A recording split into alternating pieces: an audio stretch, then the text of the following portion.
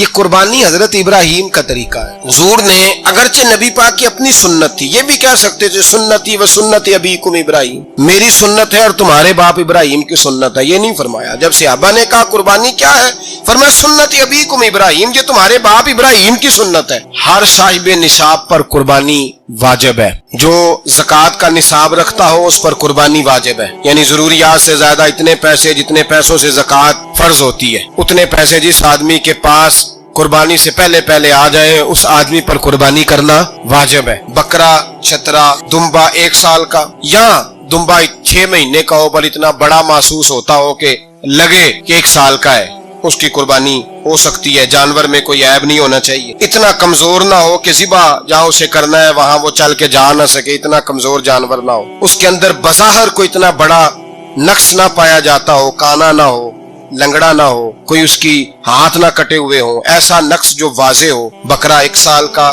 گائے اور بھینس یہ 2 سال کی، اونٹ 5 سال کا. اب اس میں یہ ہے کہ ہمارے بہت سارے دوست چونکہ ہم دیہاتی لوگ ہیں تو پوچھتے ہیں کہ دوندا نہیں ہے تو چوگا نہیں ہے، تو یہ ہماری پنجابی کی اصطلاحات ہیں. پنجابی کی شریعت اسلامیہ نے سال بتائے ہیں، یہ تو ہم نے اپنی آسانی کے لیے، یا دیہاتوں میں جو ماحول تھا اس طرح کا جانور لیں، خوبصورت جانور لیں. جو نصاب ہے وہ بھی میں نے آپ کو بتایا، لیکن ایک اور پہلو بھی ہے. نبی پاک صلی اللہ علیہ وسلم پہ زکوٰۃ کبھی فرض نہیں ہوئی، کبھی حضور پہ زکوٰۃ فرض نہیں ہوئی. نبی پاک صلی اللہ علیہ وسلم کے پاس اتنا سرمایہ کبھی اکٹھا ہوا ہی نہیں کہ زکوٰۃ فرض ہو. لیکن نبی پاک کے صحابہ فرماتے ہیں کہ مدینے کے 10 سالوں میں اللہ کے رسول نے ہر سال قربانی فرمائی ہے، ہر سال قربانی دی. اور جس سال حضور حج کرنے گئے اس سال اللہ کے نبی نے 63 اونٹ ذبح فرمائے. اور حضور صلی اللہ علیہ وسلم جب اونٹ ذبح کرنے لگتے نا تو صحابہ کہتے ہیں اونٹ خود دوڑ کے حضور کے سامنے آ کے لیٹ جاتا، اور نبی پاک اسے ذبح کرتے اور فرماتے ہیں ایک دوسرے کو دھکے دیتے اونٹ کے، پہلے میں نے جانا ہے ذبح ہونے کے لیے، پہلے میں نے. انہیں پتا تھا کہ جو مصطفیٰ کے ہاتھوں ذبح ہوگا وہ تو دائمی زندگی پا جائے گا، یہاں بھی وہاں بھی زندہ. 63 اونٹ ذبح کیے. ایک اونٹ میں کتنی قربانیاں ہوتی ہیں؟ 7. اب 63 کو 7 سے ضرب دو گے تو کتنی بنے گی؟ اور پھر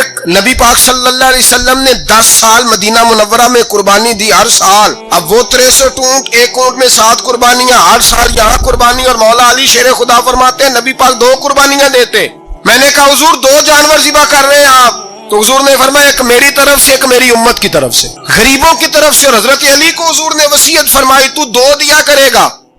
یا رسول اللہ صلی اللہ علیہ وسلم میں غلام ہوں، خادم ہوں.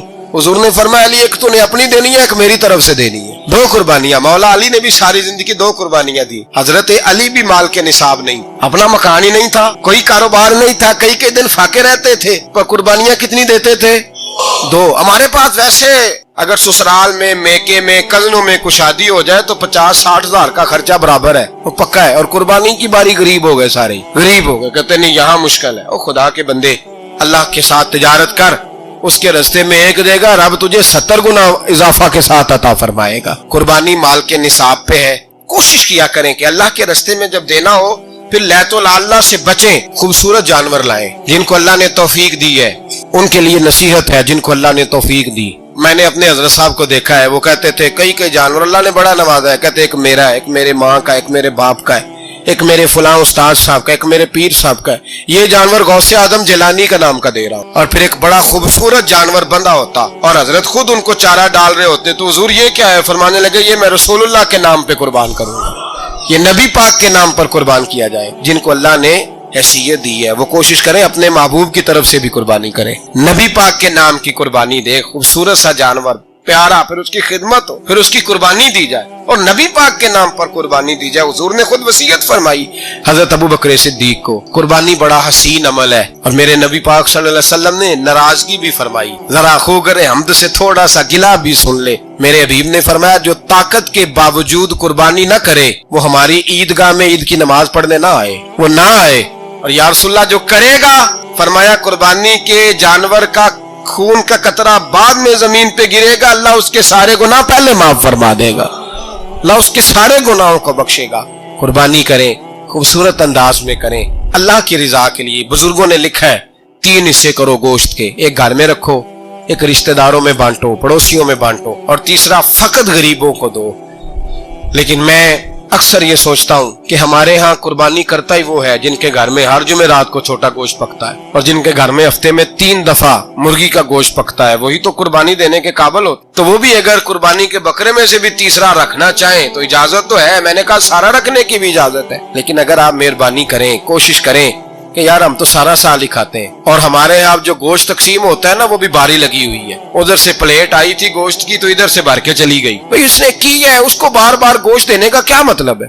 आप ये देखें अजीजों में, रिश्तेदारों में, और मैं अगर थोड़ा सा आपकी तवज्जो कराने में कामयाब हो जाऊं तो सफेद पोश लोगों को देखें। कुछ सफेद पोश हैं, सफेद पोश जिनके ऊपर कर्जे हैं, बीमारियों ने जकड़ लिया है, घर में बड़े बड़े सख्त मरीज आ गए हैं, सफेद पोश पहले दिया करते थे। आप उनसे पूछते हैं साहब कुर्बानी, तो बात को टालते हैं, वो कहते हैं सोच रहा हूँ कोई हिस्सा उस्सा डाल जाए, पर्दा पोशी करते हैं, कहते हैं कहीं हिस्सा रखा हुआ, पर्दा पोश। अक्सर वो लोग कुर्बानी नहीं दे पाते, अक्सर दिया करते थे अब नहीं दे पा रहे। क्यों? इसलिए कि मुश्किलात ऐसी आ गई। उन लोगों का ख्याल करें, उनके घरों तक गोश्त पहुंचा के आए, उन पर तवज्जो करें। वो सफेद पोश आदमी कभी जिक्र नहीं करेगा। कुछ तो ऐसे हैं जो खुद पहुंच जाते हैं कि हमें गोश्त दिया जाए, लेकिन कुछ सफेद पोश हैं, ला यसअलून अन्नास इल्हाफा। अल्लाह फरमाते कुछ लोग लिपट लिपट के सवाल नहीं करते, सफेद पोशी का भरम रखते हैं, का मिजाज नहीं। उनकी तरफ देखें, अपने रिश्तेदारों को देखें, खास कर उन रिश्तेदारों को देखें जिनका आपको पता है गरीब है, मजबूर है, उनके घरों में गोश्त भेजें। गरीब बेटियों, गरीब बहनों का ख्याल करें, उस तरफ मुतवज्जे हों, उनके साथ उसने सलूक करें, उस तरफ आप लोग ख्याल करें। अल्लाह हमें समझने की तौफीक अता फरमाए।